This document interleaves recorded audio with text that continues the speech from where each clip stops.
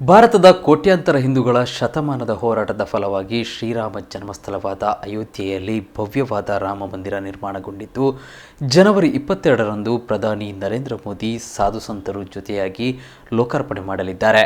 ಈ ಭವ್ಯ ದೇಗುಲಕ್ಕೆ ಕೊಂಡಿಯಾಗಿ ಅಯೋಧ್ಯೆಗೆ ರಾಮ ಭಕ್ತರು ಸುಲಭವಾಗಿ ತಲುಪುವಂತಾಗಲು ಸುಂದರವಾದ ರೈಲು ನಿಲ್ದಾಣ ಈಗಾಗಲೇ ನಿರ್ಮಾಣಗೊಂಡಿದೆ. ಡಿಸೆಂಬರ್ 30ರಂದು ಪ್ರಧಾನಿ ಮೋದಿಯವರು ಈ ಸುಂದರ ಸುಸಜ್ಜಿತ ರೈಲು ನಿಲ್ದಾಣ ಅಯೋಧ್ಯ ಧಾಮವನ್ನು ಉದ್ಘಾಟಿಸಿದ್ದಾರೆ. ಸುಂದರವಾಗಿ ಕಂಗೊಳಿಸುವ ಈ ಅಯೋಧ್ಯ ಧಾಮ್ಗೆ ದೀಪಗಳ ಅಲಂಕಾರದ ಹಿಂದಿದೆ ಕರಾವಳಿಯ ಪ್ರಸಿದ್ಧ ಲೈಟಿಂಗ್ ಕಂಪನಿ ಲೆಕ್ಸಾ. ಹೌದು, ಭಾರತದ ಕೋಟ್ಯಾಂತರ ಹಿಂದೂಗಳ ಶತಮಾನಗಳ ಹೋರಾಟದ ಫಲವಾಗಿ ಶ್ರೀರಾಮನ ಜನ್ಮಸ್ಥಳವಾದ ಅಯೋಧ್ಯೆಯಲ್ಲಿ ಭವ್ಯವಾದ ರಾಮ ಮಂದಿರ ನಿರ್ಮಾಣಗೊಂಡಿದೆ. ಇದೇ ಜನವರಿ 22ರಂದು ಪ್ರಧಾನಿ ನರೇಂದ್ರ ಮೋದಿ ಸಾಧು ಸಂತರ ಜೊತೆಯಾಗಿ ಲೋಕಾರ್ಪಣೆ ಮಾಡಲಿದ್ದು, ಕೆಲಸ ಕಾರ್ಯಗಳು ಭರದಿಂದ ಸಾಗುತ್ತಿವೆ. ಈ ಭವ್ಯ ದೇಗುಲಕ್ಕೆ ಕೊಂಡಿಯಾಗಿ ಅಯೋಧ್ಯೆಯಲ್ಲಿ ಸುಂದರವಾದ ರೈಲು ನಿಲ್ದಾಣ ನಿರ್ಮಾಣಗೊಂಡಿದೆ. ಡಿಸೆಂಬರ್ 30ರಂದು ಪ್ರಧಾನಿ ನರೇಂದ್ರ ಮೋದಿ ಅವರು ಉತ್ತರ ಪ್ರದೇಶ ಸಿಎಂ ಯೋಗಿ ಆದಿತ್ಯನಾಥರೊಂದಿಗೆ ಈ ಸುಂದರ ಸುಸಜ್ಜಿತ ರೈಲು ನಿಲ್ದಾಣ ಅಯೋಧ್ಯ ಧಾಮವನ್ನು ಉದ್ಘಾಟಿಸಿದ್ದಾರೆ. ಸುಂದರವಾಗಿ ಜಗಮಗಿಸುವ ಈ ಅಯೋಧ್ಯ ಧಾಮ್ ರೈಲ್ವೆ ನಿಲ್ದಾಣದಲ್ಲಿ ದೀಪಗಳ ಅಲಂಕಾರದ ಹಿಂದಿದೆ ಕರಾವಳಿಯ ಪ್ರಸಿದ್ಧ ಲೈಟಿಂಗ್ ಕಂಪನಿ ಲೆಕ್ಸಾ.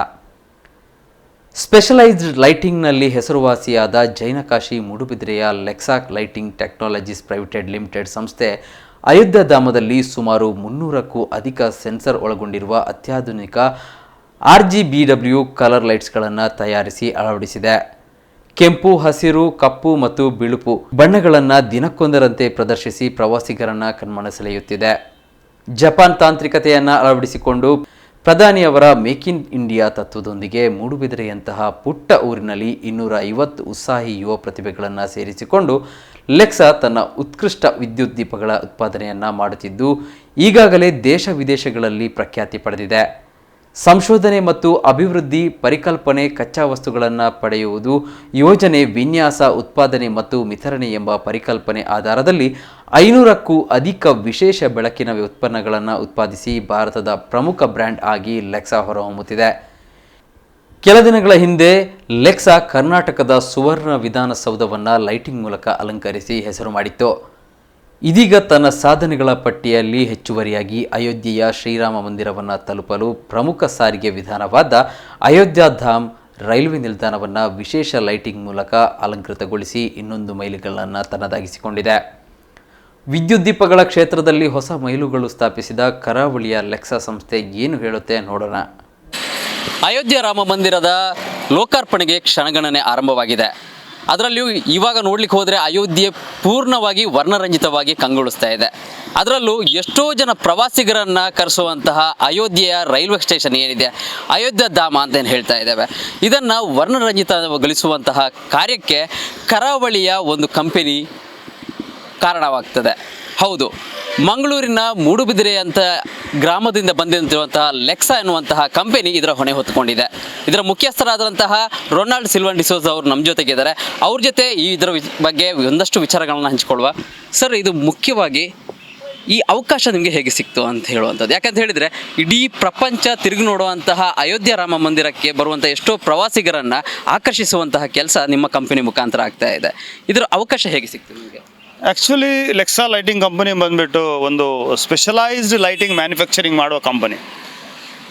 ಈ ಥರ ಇರಬೇಕಾದ್ರೆ ಯಾವುದೇ ಸ್ಪೆಷಲ್ ಕೆಲಸಗಳು ಇದ್ದಾವಾಗ ನಮ್ಮ ಕಂಪನಿಗೆ ಆಟೋಮೆಟಿಕ್ಕಾಗಿ ಆರ್ಕಿಟೆಕ್ಟ್ಗಳಾಗಲಿ, ಕನ್ಸಲ್ಟೆಂಟ್ಗಳಾಗಲಿ ಅಥವಾ ಗೌರ್ಮೆಂಟ್ ಆರ್ಗನೈಸೇಷನಿಂದ ನಮ್ಮ ಹೆಸರು ಅಲ್ಲಿ ದಾಖಲಾಗುತ್ತೆ, ನಮಗೆ ಆ ಒಂದು ಅವಕಾಶ ಸಿಗುತ್ತೆ. ಅದೇ ಥರ ಸಾಧಾರಣ ಒಂದು 400-500ಕ್ಕಿಂತ ಜಾಸ್ತಿ ಪ್ರಾಜೆಕ್ಟ್ಗಳನ್ನು ಭಾರತ ದೇಶದಾದ್ಯಂತ ಮಾಡಿರೋದ್ರಿಂದ ನಮ್ಮ ಹೆಸರು ಈ ಪ್ರಾಜೆಕ್ಟಲ್ಲಿ ಕೂಡ ಮುಂಚೂಣಿಯಲ್ಲಿತ್ತು.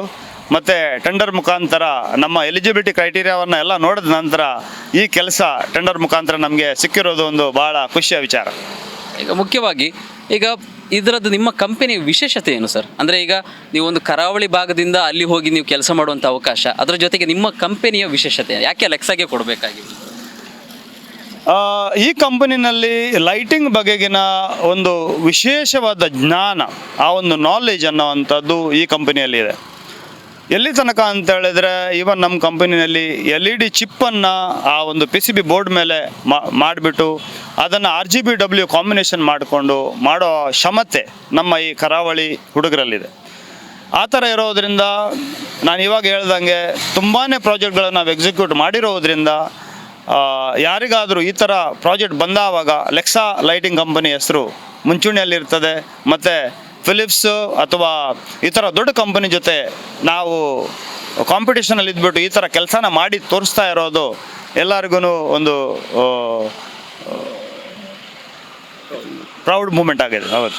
ಈಗ ಒಂದು ಕರಾವಳಿ ಜಿಲ್ಲೆಯಲ್ಲಿ ಆರಂಭವಾದಂತಹ ಸಂಸ್ಥೆಯಾಗಿ ಅತ್ಯಂತ ಕಡಿಮೆ ಅವಧಿಯಲ್ಲಿ ನೀವು ದೊಡ್ಡ ಮಟ್ಟದಲ್ಲಿ ಹೆಸರು ಮಾಡ್ತಾ ಇದ್ದೀರಾ. ಇದ್ರ ಬಗ್ಗೆ ಜನ ಏನು ಹೇಳ್ತಿದ್ದಾರೆ? ಏನಕ್ಕಂತ ಹೇಳಿದ್ರೆ ಹೌದು, ಕೇವಲ ಒಂದು 6 ವರ್ಷದಲ್ಲಿ ಈ ಒಂದು ಕಂಪನಿ ತುಂಬಾ ಪಾಪ್ಯುಲರ್ ಆಗಿದೆ. ಬಟ್ ಇದರ ಹಿಂದುಗಡೆ ನನ್ನ 25 ವರ್ಷದ ಪರಿಶ್ರಮ ಇದೆ. ಏನಕ್ಕಂತ ಹೇಳಿ ನಾನೊಂದು ಜಪನೀಸ್ ಕಂಪನಿನಲ್ಲಿ ವಿಶ್ವದ ಮುಂಚೂಣಿಯಲ್ಲಿರೋ ಜಪನೀಸ್ ಕಂಪನಿನಲ್ಲಿ ಕೆಲಸ ಮಾಡಿಕೊಂಡು ಆ ಒಂದು ಟೆಕ್ನಾಲಜಿನ ಕಲ್ತ್ಬಿಟ್ಟು ಪ್ರೊಡಕ್ಷನ್ ಟೆಕ್ನಾಲಜಿ ಆಗಲಿ ಅಥವಾ ಮ್ಯಾನೇಜ್ಮೆಂಟ್ ಟೆಕ್ನಾಲಜಿ ಆಗಲಿ ಎಲ್ಲ ಕಲ್ತ್ಕೊಂಡು ಇಲ್ಲಿ ಬಂದಿರೋದ್ರಿಂದ ಈ ಕಂಪನಿನ ಮುಂದೆ ತಗೊಂಡು ಹೋಗೋದಕ್ಕೆ ನನಗೆ ತುಂಬ ಸುಲಭ ಅನ್ನಿಸ್ತಾ ಇದೆ. ಮತ್ತು ಅದರಿಂದ ಆ ಒಂದು ಜಪನೀಸ್ ಟೆಕ್ನಾಲಜಿ ಯೂಸ್ ಮಾಡಿಕೊಂಡು ಕಂಪನಿನ ಮುಂದೆ ತಗೊಂಡು ಹೋಗಿರೋ ಭಾಗ್ಯ ಅಷ್ಟು ಮಾತ್ರವಲ್ಲ, ನಮ್ಮ ಕರಾವಳಿ ಜನರಿಗೆ 250ಕ್ಕಿಂತ ಜಾಸ್ತಿ ಜನರಿಗೆ ಉದ್ಯೋಗ ಸಿಗೋದೊಂದು ಅವಕಾಶ ದೊರಕಿರೋದು ನನಗೆ ಅದರಿಂದ ತುಂಬ ಸಂತೋಷ, ಖುಷಿ ಕೊಡ್ತಾ ಇದೆ. ಇವಾಗ ಈ ಲೆಕ್ಸಾ ಅನ್ನೋ ಕಂಪನಿಯನ್ನು ಯಾಕೆ ನೀವು ಮೂಡುಬಿದ್ರೆಯಲ್ಲಿ ತಂದಿದ್ರಿ? ಯಾಕೆಂದರೆ ಬೇರೆ ಯಾವುದೋ ಒಂದು ಮೆಟ್ರೋ ಸಿಟಿಗಳಲ್ಲಿ ಹಾಕಿದಾಗ ಅಲ್ಲಿ ಜಾಸ್ತಿ ನಿಮಗೆ ಅವಕಾಶಗಳು ಜಾಸ್ತಿ ಸಿಗ್ತದೆ, ಯಾಕೆ ಮೂಡುಬಿದ್ರೆಯನ್ನೇ ಚೂಸ್ ಮಾಡಿದ್ರಿ? ಈ ಕ್ವಶನನ್ನು ತುಂಬ ಜನರು ಇವತ್ತಿಗೆ ಕೇಳಿದ್ದಾರೆ. ನಮ್ಮ ಮಂಗಳೂರಿನವರು, ದಕ್ಷಿಣ ಕನ್ನಡದವರು ತುಂಬ ಬುದ್ಧಿವಂತಿಕೆ ಇರೋರು. ನಾವೆಲ್ಲ ಊರಿನವರು ಇನ್ಕ್ಲೂಡಿಂಗ್ ನಾನು ಕೂಡ ನಮ್ಮ ಹೊಟ್ಟೆಪಾಡಿಗೋಸ್ಕರ ಎಲ್ಲ ಮೆಟ್ರೋಪಾಲಿಟನ್ ಸಿಟೀಸ್ಗಳಿಗೆ ಓಡ್ತಾ ಇದ್ದೀವಿ ಕೆಲಸಕ್ಕೋಸ್ಕರ. ನಮ್ಮ ಊರಲ್ಲಿ ನಮ್ಮ ಅಪ್ಪ ಅಮ್ಮಂದಿರು ಏನೋ ಸ್ವಲ್ಪ ಜಾಗ ಇದ್ದರೆ ಅದನ್ನು ಪಾಳು ಬಿಡ್ತಾ ಇದ್ದೀವಿ. ಅದರಿಂದ ಏನಾಗುತ್ತೆ ಅಂತ ಹೇಳಿದ್ರೆ ನಮ್ಮ ವಿಲೇಜಲ್ಲಿ ಆ ಒಂದು ಅವಕಾಶದಿಂದ ಈ ಯುವಕರು ವಂಚಿತರಾಗ್ತಾ ಇದ್ದಾರೆ. ಅದಕ್ಕೋಸ್ಕರ ಈ ಕಂಪನಿ ಮಹಾತ್ಮ ಗಾಂಧಿಯ ಒಂದು ಡ್ರೀಮ್ ಇತ್ತು, ಎಲ್ಲ ವಿಲೇಜ್ಗಳಲ್ಲಿ ಒಂದು ಕಂಪನಿ ಬರಬೇಕಂತ ಹೇಳ್ಬಿಟ್ಟು. ಆವಾಗ ಮಾತ್ರ ನಮ್ಮ ದೇಶ ಉದ್ಧಾರ ಆಗಲು ಸಾಧ್ಯ ಅಂತ ಹೇಳಿ ದೊಡ್ಡ ಮೆಟ್ರೋಪಾಲಿಟನ್ಸಲ್ಲಿ ಕೆಲಸ ಮಾಡಿರೋ ನನಗೆ ಆ ಒಂದು ವಿಲೇಜಲ್ಲಿ ಒಂದು ಕಂಪನಿ ಸ್ಟಾರ್ಟ್ ಮಾಡಿದ್ರೆ ಆ ಒಂದು ವಿಲೇಜಲ್ಲಿರೋ ಎಲ್ಲ ಆಸುಪಾಸಿನ ಜನರಿಗೆ ಒಂದು ಕೆಲಸ ಕೊಡೋ ಒಂದು ಅವಕಾಶ ಸಿಗುತ್ತೆ. ಮಾತ್ರವಲ್ಲ, ಉತ್ತಮ ಹವೆ, ಉತ್ತಮ ವಾತಾವರಣ, ನೋ ಟ್ರಾಫಿಕ್, ಪ್ಯೂರ್ ಏರ್ ಇದೆಲ್ಲ ಇರೋದ್ರಿಂದ ಕೆಲಸ ಮಾಡಲಿಕ್ಕೆ ಕೂಡ ಅದರಿಂದ ತುಂಬ ಸುಲಭ ಆಗುತ್ತೆ. ಕೇವಲ ಒಂದು ಲಾಜಿಸ್ಟಿಕ್ಸ್ದೊಂದು ಪ್ರಾಬ್ಲಮ್ ಬಿಟ್ಟರೆ ಬೇರೆದೆಲ್ಲ ಸಮಸ್ಯೆಗಳನ್ನು ಯಾವುದೇ ಸಮಸ್ಯೆಗಳು ಇದರಿಂದ ಆಗೋದಿಲ್ಲ ಅಂತೇಳ್ಬಿಟ್ಟು ಈ ಒಂದು ವಿಚಾರದಲ್ಲಿ ನಾನು ಹೇಳೋದಕ್ಕೆ ಬಯಸ್ತಾ ಇದ್ದೇನೆ. ಈಗ ಮುಖ್ಯವಾಗಿ ಈಗ ಅಯೋಧ್ಯೆ ಅಲ್ಲದೆ ಈಗ ರಾಷ್ಟ್ರದಾದ್ಯಂತ ಬೇರೆ ಎಲ್ಲಿ ಯಾವ ರೀತಿಯ ಪ್ರಾಜೆಕ್ಟ್ಸ್ಗಳನ್ನು ಮಾಡಿದ್ರ? ಸಾಧಾರಣ 6 ವರ್ಷದಲ್ಲಿ 500ಕ್ಕಿಂತ ಜಾಸ್ತಿ ಪ್ರಾಜೆಕ್ಟ್ಗಳನ್ನು ನಾವು ಮಾಡಿದ್ದೀವಿ. ಇವತ್ತಿಗೆ ಭಾರತದಲ್ಲಿರೋ 60% ಜಾಸ್ತಿ ಟೆಲಿವಿಷನ್ ಚಾನೆಲ್ಸ್ಗಳು ಎಲ್ಲ ಲೆಕ್ಸಾ ಲೈಟಿಂಗಲ್ಲೇ ಹೊರ ಹೊಮ್ತಾ ಇವೆ. ಅಷ್ಟು ಮಾತ್ರವಲ್ಲ, ಆರ್ಕಿಟೆಕ್ಚರಲ್ ಫಸಾಡ್ ಬ್ಯೂಟಿಫಿಕೇಷನ್ ತುಂಬ ಪ್ರಾಜೆಕ್ಟ್ಗಳನ್ನು ನಾವು ನಮ್ಮ ಕಂಪ್ನಿಯಿಂದ ಮಾಡಿದ್ದೀವಿ. ಸಾಧಾರಣ 300ಕ್ಕಿಂತ ಜಾಸ್ತಿ ಪ್ರಾಜೆಕ್ಟ್ಗಳನ್ನು ಭಾರತ ದೇಶದಾದ್ಯಂತ, ಅಷ್ಟು ಮಾತ್ರ ಅಲ್ಲ, ಒಂದು 20 ದೇಶಗಳಲ್ಲಿ, ಹೊರಗಡೆ ದೇಶದಲ್ಲಿ ಕೂಡ ಹೋಗಿಬಿಟ್ಟು ನಮ್ಮ ಲೈಟಿಂಗನ್ನು ನಾವು ಮಾಡಿದ್ದೀವಿ. ಆಡಿಟೋರಿಯಮ್ಸ್ ಆಗಿರಲಿ, ಮಾನ್ಯುಮೆಂಟ್ಸ್ ಆಗಿರಲಿ, ಟೆಂಪಲ್ಸ್ ಆಗಿರಲಿ, ಹಿಸ್ಟಾರಿಕಲ್ ಪ್ಲೇಸಸ್ ಆಗಿರಲಿ, ಬಿಗ್ ಗಾರ್ಡನ್ಸ್, ಅದಕ್ಕೆಲ್ಲ ಲೈಟಿಂಗ್ ನಾವು ಸ್ಪೆಷಲೈಸ್ ಲೈಟಿಂಗ್ ಮಾಡಿದ್ದೀವಿ. ಕೆಲವೊಂದು ಪ್ರಾಜೆಕ್ಟ್ಗಳು ಹೇಳೋದಾದರೆ, ಇತ್ತೀಚೆಗೆ ಬೆಳಗಾವಿಯಲ್ಲಿ ನಡೆದ ಅಧಿವೇಶನ, ನಮ್ಮ ಸುವರ್ಣ ವಿಧಾನಸೌಧ ಬೆಳಗಾವಿನಲ್ಲಿರೋ ಮಾಡಿ ಅದು ಪರ್ಮನೆಂಟ್ ಲೈಟಿಂಗ್ ಮಾಡಿರೋದು ನಮ್ಮ ಕಂಪನಿನೇ. ಅಷ್ಟು ಮಾತ್ರವಲ್ಲ, ಗೋವಾದಲ್ಲಿ ಬೆಳಗುತ್ತಿರುವ ಬಿರ್ಲಾ ಮಂದಿರ್ ಅದು ಕೂಡ ಮಾಡಿರೋದು ನಾವೇನೆ. ಅದೇ ಥರ ಪುಣೆ ಪಿಂಪ್ರಿ ಚಿಂಚವಾಡಲ್ಲಿರುವ ಅಟಲ್ ಬಿಹಾರಿ ವಾಜಪೇಯಿ ಗಾರ್ಡನ್, ನಮ್ಮ ಅಂಬೇಡ್ಕರ್ ಭವನ್, ಅದೇ ಥರ SGS ಆಶ್ರಮ್ ಇನ್ ಮೈಸೂರು, ಅದೇ ಥರ ನಮ್ಮ ಜಿನ್ ಮಂದಿರ್ ಇನ್ ಧರ್ಮಪುರ್, ಅದೇ ಥರ signature bridge, Thane municipal corporation beautifications, ತುಂಬಾ ಮೆಟ್ರೋ ಸಿಟಿಗಳನ್ನು ಬ್ಯೂಟಿಫಿಕೇಷನ್ಸ್ ಮಾತ್ರ, ಸ್ಮಾರ್ಟ್ ಸಿಟಿಗಳನ್ನು ಬ್ಯೂಟಿಫಿಕೇಷನ್. ಅಷ್ಟು ಮಾತ್ರ ಅಲ್ಲ, ಸಾಧಾರಣ ಒಂದು 23ರಿಂದ 28 ರೈಲ್ವೆ ಸ್ಟೇಷನ್ಗಳ ಬ್ಯೂಟಿಫಿಕೇಷನ್. ಈ ಥರ ಅನೇಕ ಪ್ರಾಜೆಕ್ಟ್ಗಳು ಈ ಕಂಪನಿ ನಮ್ಮ ಮಂಗಳೂರಿಂದ ಸೈಲೆಂಟ್ ಆಗಿ ಮಾಡಿದೆ. ಈಗ ಮುಖ್ಯವಾಗಿ ಕಡೆಯದ ಕೇಳುವಂಥದ್ದು, ಅಯೋಧ್ಯ ಧಾಮ ಇವಾಗ ಆಲ್ಮೋಸ್ಟ್ ಎಲ್ಲ ಲಾಂಚ್ ಆಗಲಿಕ್ಕೆ ರೆಡಿ ಆಗಿದೆ. ಸೊ ಇದರ ಚಾಲೆಂಜಸ್ ಏನಿತ್ತು, ಮತ್ತು ಇದು ಕಂಪ್ಲೀಟ್ ಆದಾಗ ಜನರ ರಿಯಾಕ್ಷನ್ ಹೇಗಿದೆ, ಮತ್ತು ನಿಮ್ಮ ಭವಿಷ್ಯದ ಯೋಜನೆಗಳು? ನನಗೆ ಅಯೋಧ್ಯೆ ಧಾಮ ಲೈಟಿಂಗ್ ಮಾಡೋದು ಒಂದು ಚಾಲೆಂಜ್ ಅಂತೇಳಿ ಅನಿಸಿಲ್ಲ. ಏನಕ್ಕೆ ಅಂತ ಹೇಳಿದ್ರೆ, ಈ ಥರ ಅಥವಾ ಅದಕ್ಕಿಂತ ದೊಡ್ಡ ಪ್ರಾಜೆಕ್ಟ್ಗಳನ್ನು ನಾವು ಭಾರತದಲ್ಲಿ ಆಲ್ರೆಡಿ ಮಾಡಿರೋದ್ರಿಂದ ಇದು ಇನ್ನೊಂದು ಪ್ರಾಜೆಕ್ಟ್. ಆದರೆ ಇದೊಂದು ತುಂಬ ಮಹತ್ತರವಾದ ಪ್ರಾಜೆಕ್ಟ್. ಏನಕ್ಕೆ ಅಂತ ಹೇಳಿದ್ರೆ, ಎಲ್ಲರ ಗಮನ ಸೆಳೆಯುವ ಪ್ರಾಜೆಕ್ಟ್ ಇದು. ಸೊ ಕೆಲಸ ಚಿಕ್ಕದಾಗಿರಲಿ ದೊಡ್ಡದಾಗಿರಲಿ, ಆದರೆ ಈ ಒಂದು ಗಮನ ಸೆಳೆಯುವ ಪ್ರಾಜೆಕ್ಟ್ ನಮಗೆ ಸಿಕ್ಕಿರೋದು, ಅದೇ ಶ್ರೀರಾಮದೇವರ ಬಾಗಿಲಲ್ಲಿ ಒಂದು ಕೆಲಸ ಸಿಕ್ಕಿರೋದು ನಮ್ಮ ಕಂಪನಿಗೆ ಒಂದು ಆಶೀರ್ವಾದ ಅಂತೇಳಿ ನಾನು ಬಯಸ್ತಾ ಇದ್ದೀನಿ.